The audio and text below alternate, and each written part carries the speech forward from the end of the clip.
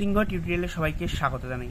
আজকে লাভ ক্ষতির খুব সুন্দর একটা প্রশ্নের উত্তর করাবো, যেটা তোমাদের বিভিন্ন কম্পিটিটিভ এক্সামের জন্য খুবই গুরুত্বপূর্ণ। বিশেষ করে তোমরা যারা 2026 সালে এসএসসি জিডি অথবা আরআরবি গ্রুপ ডি পরীক্ষা দেবে তাদের জন্য তো ভিডিওটা খুবই গুরুত্বপূর্ণ। তো ভিডিওটা স্কিপ না করে পুরো ভিডিওটা দেখো।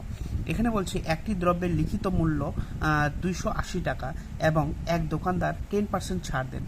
দ্রব্যটি বিক্রি করলে 26% লাভ হলে উহার ক্রয় মূল্য কত? ঠিক আছে, আগে দেখো লেখা আছে বইটাতে কত 280 টাকা লেখা আছে। ঠিক আছে, এবার ছাড় দিচ্ছে কত 10%। মানে কি 100 থেকে 10 বাদ গেলে কত হয় 90/100। এভাবে ছাড়টা বের করতে হয়। ঠিক আছে, একটা শূন্য কেটে দেবো। 9 আর 28 গুণ করলে কত হয় 8 নং 72-এর 2 হাতের হচ্ছে 7 আর 9 2 18 18 আর 7 কত 25। ঠিক আছে, 252 টাকা হয়ে যাচ্ছে বিক্রয় মূল্য। ঠিক আছে, বিক্রয় মূল্য হয়ে যাচ্ছে কত 252 টাকা।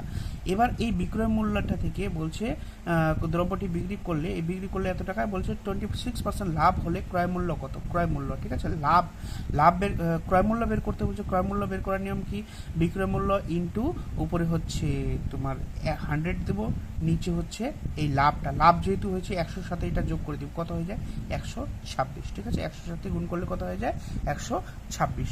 আবার বলি, এটা বিক্রয় মূল্য, যেহেতু বিক্রয় মূল্যের সাথে আমরা কি করলাম ক্রয় মূল্য বের করার জন্য উপরে 100, নিচে হচ্ছে যেটা পার্সেন্টেজ দেওয়া থাকবে, লাভ হলে লাভ, ক্ষতি হলে ক্ষতি। যেহেতু লাভ হয়েছে, লাভ হলে কি করবো আমরা 100 সাথে যোগ করব, আর যদি ক্ষতি হতো তাহলে কি করতাম 100 থেকে বিয়োগ করতাম, এটা এখানে বসাতাম। তো দেখো এটা দিয়ে এটা কাটলে কত হয়ে যায় 2। ঠিক আছে, 126 দুগুণে 252, আর 2 দিয়ে যদি 100টাকে গুণ করা হয় তাহলে কত হয়ে যায় 200।